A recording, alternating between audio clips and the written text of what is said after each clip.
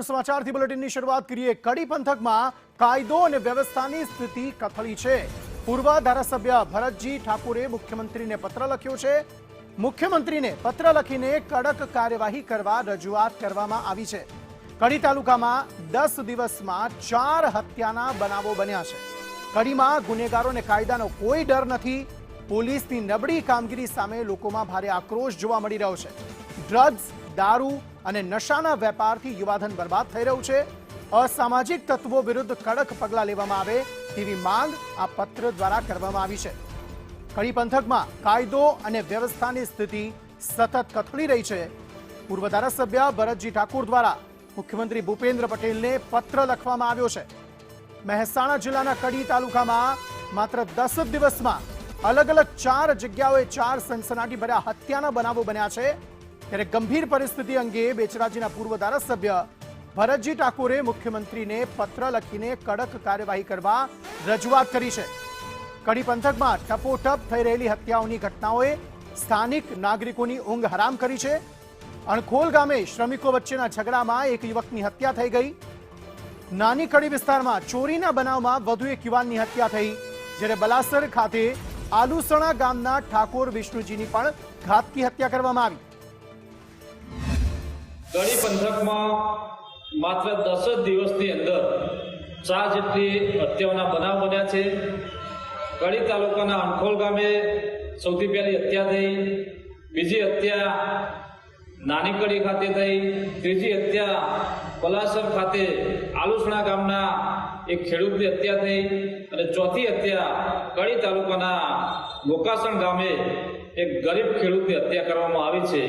ત્યારે આ 4 હત્યાઓ માત્ર 10 દિવસમાં બની છે। એના ઉપરથી કહી શકાય કે કડી ખાતે કાયદો અને વ્યવસ્થાની જે પરિસ્થિતિ છે એ ખૂબ નબળી બની છે। અને જ્યારે કાયદો અને વ્યવસ્થા જ્યારે કથળી હોય ત્યારે હંમેશા ગુનેગારો બેફામ રીતે આ કાયમ કરતા હોય છે। કડીની અંદર એક સમય હતો કે જે ઔદ્યોગિક નગરી અને મિલોનું હબ ગણાતું હતું।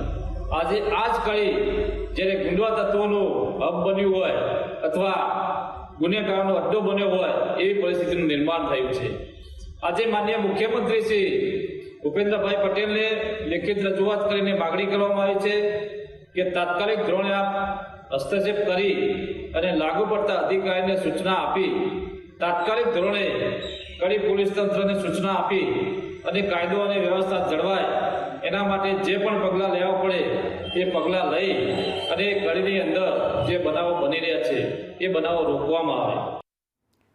અને આ સમગ્ર મામલે વધુ માહિતી સાથે સંવાદદાતા પાયલ યાદવ જોડાઈ ગયા છે વધુ વાતચીત કરવા માટે। પાયલ, આટલા ઓછા સમયગાળામાં 4 હત્યાના બનાવો બન્યા છે। કાયદો વ્યવસ્થાની સ્થિતિ સતત કથળી રહી હોય તેવું લાગી રહ્યું છે ને આ મામલે મુખ્યમંત્રીને પત્ર લખાયો છે, શું છે વધુ વિગતો?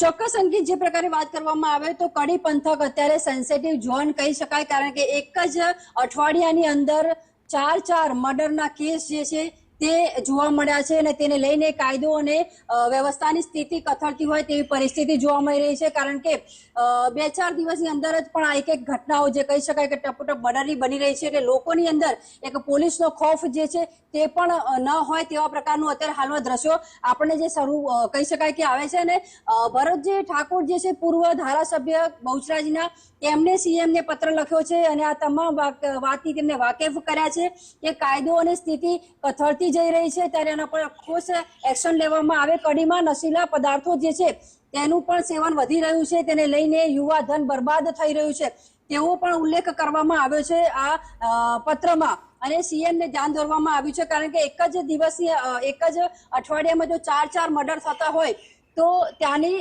જે કહી શકાય કાયદાની સ્થિતિ અને લોકોની અંદર જે બેફામ બન્યા છે લોકો, સામાજિક તત્વો, તેમાં પોલીસનો ખૌફ નથી રહ્યો, તેને લઈને આ લેટર લખવામાં આવ્યો છે। પાયલ, આ પ્રકારના મામલા શા માટે વારંવાર વધી રહ્યા છે? આટલા ઓછા સમયગાળામાં 4 હત્યાના બનાવો બન્યા, શું પોલીસનો જે હોલ્ડ મહેસાણા પર હોવો જોઈએ અથવા તો કડી પર હોવો જોઈએ તે નથી રહ્યો? શા માટે લોકો જે છે તે આટલા છાકટા બન્યા છે કે નાની સૂની વાતમાં કાયદો પોતાના હાથમાં લઈ રહ્યા છે?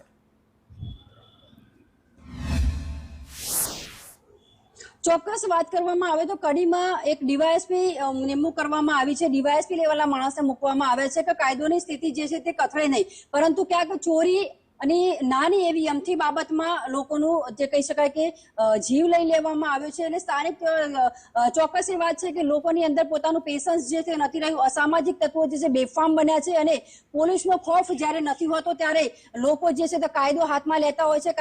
કાયદાએ જે આરોપીઓ છે તેમનો કાયદાનો પાઠ જે છે તે ભણાવવો જોઈએ, તેમનો રોફ જે છે તે પોલીસનો હોવો જોઈએ. પરંતુ કડીમાં અંદર જે અસામાજિક તત્વો છે તેમાં પોલીસનો કોઈ ખોફ જ નથી દેખાઈ રહ્યો. તેને લઈને પોલીસ પ્રશાસન ઉપર પણ અનેક સવાલો ઉભા થઈ રહ્યા છે અને એક જ અઠવાડિયામાં 4 હત્યાઓ થઈ છે. તેને લઈને અત્યારે હાલમાં પોલીસ તંત્ર પણ ક્યાંક ના ક્યાંક દોડભાગ કરી રહ્યું છે કે આરોપીઓ જલ્દી ઝડપ પકડાય. ત્યારે એક જ એવી મેટર છે જેમાં આરોપીઓ 24 કલાકની અંદર ઝડપી પાડવામાં આવે છે, પરંતુ જે પ્રકારે ઘટનાઓ બની રહી છે તેમાં લોકોનો પોલીસ ઉપર અસામાજિક તત્વો છે તેમનો પોલીસનો ખોફ નથી રહ્યો, તે જગ જાહેર દેખાઈ રહ્યું છે. પાયલ, 4 અલગ અલગ જે હત્યાના બનાવો બન્યા તેમાં પોલીસ કાર્યવાહી કયા પ્રકારે થઈ રહી છે? જે પ્રમાણે આપે કહ્યું કે એક મામલો જેવો છે કે જેમાં આરોપીઓ પકડાયા છે, અન્ય 3 મામલાઓની સ્થિતિ શું છે? પોલીસ કાર્યવાહી કયા પ્રકારે થઈ રહી છે? અને આ ખૂબ જ ગંભીર બાબત છે, ત્યારે સ્થાનિક લોકોનું આ મામલે શું માનવું છે?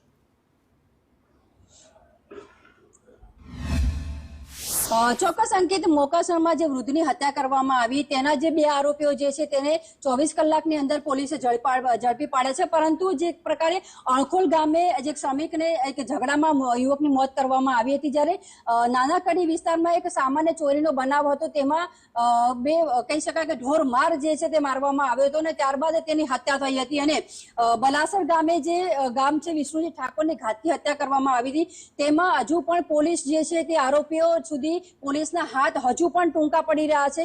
પોલીસ જો હજુ પણ આરોપીઓ સુધી પહોંચી નથી રહી. આ તમામની તપાસ હજુ ચાલુ છે, પરંતુ એક જ ઘટના જે છે તેમાં પોલીસે 2 આરોપીઓની ધરપકડ કરી છે. ગઈકાલે જે હત્યા થઈ હતી તેમાં બાકીની 3 જે હત્યાઓ છે તેના આરોપીઓ હજુ પણ પોલીસની પકડથી દૂર છે. એટલે કહી શકાય કે ક્યાંક ના ક્યાંક પોલીસ ઉપર પણ સવાલ ઉભા થઈ રહ્યા છે કે જો આ જ રીતે શ્રમિકોને અને જે સાઈડ ચાલતી હતી જ્યાં આ ઢોર માર મારવામાં આવ્યો હતો ત્યાં પણ ક્યાંક ના ક્યાંક રહેણાંક વિસ્તાર છે ત્યાં પણ ક્યાંક ના ક્યાંક પાયલ બને રહેજો અમારી સાથે. પૂર્વ ધારાસભ્ય ભરતજી ઠાકોર પણ અમારી સાથે જોડાઈ ગયા છે આ અંગે વધુ વાતચીત કરવા માટે. ભરતભાઈ, સ્વાગત છે આપનું સંદેશ ન્યૂઝમાં. આ સમગ્ર મામલાને લઈને આપનું શું કહેવું છે? એક જ અઠવાડિયાની અંદર 4 હત્યાના બનાવો બન્યા. પોલીસનો જાણે કોઈને ડર ન હોય તે પ્રકારની સ્થિતિનું નિર્માણ થયું છે કડીમાં, કે જેમાં નજીવી બાબતમાં હત્યા કરતા પણ લોકો અચકાતા નથી.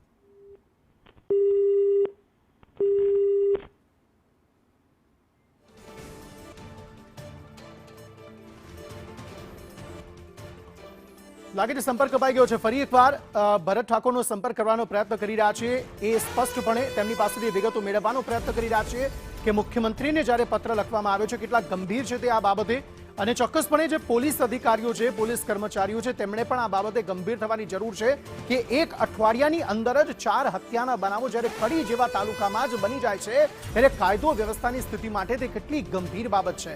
પૂર્વ ધારાસભ્યએ આ બાબત નોટ કરી મુખ્યમંત્રીને પત્ર લખ્યો. જે સ્થાનિક નેતાઓ હાલના છે તેમણે પણ આ બાબતે જાગૃત થવાની જરૂર છે. આ મામલે લોકોને વધુ જાગૃત કરવાની જરૂર છે. લોકો ગુસ્સા અને આવેશમાં આવીને કાયદો પોતાના હાથમાં ન લે તે બાબતે જાગૃતિ ફેલાવવાની ખૂબ જ તાતી જરૂરિયાત અત્યારે કડી તાલુકામાં જણાઈ રહી હોવાનું સ્પષ્ટપણે દેખાઈ રહ્યું છે. કડીમાં જાણે ગુનેગારોને કાયદાનો કોઈ જ ડર નથી તે પ્રકારની સ્થિતિનું નિર્માણ થયું છે અને પોલીસની નબળી કામગીરી સામે પણ લોકોમાં ભારોભાર રોષ અત્યારે જોવા મળી રહ્યો છે. પ્રયત્ન કર્યો અમે ભરત ઠાકોરને જોડવાનો અને તેમના પાસેથી વધુ વિગતો મેળવવાનો, પરંતુ એ કનેક્શન લોસ થઈ ગયું. ફરી એકવાર ભરતભાઈ અમારી સાથે જોડાઈ ગયા છે. ભરતભાઈ, સ્વાગત છે આપનું સંદેશ ન્યૂઝમાં. આ મામલામાં મુખ્યમંત્રીને પત્ર લખવામાં આવ્યો છે. શું લાગી રહ્યું છે? કાયદો વ્યવસ્થાની સ્થિતિ આટલી બધી શા માટે કથળી રહી છે ત્યાં? તેને તમારો કોલ હોલ્ડ પર.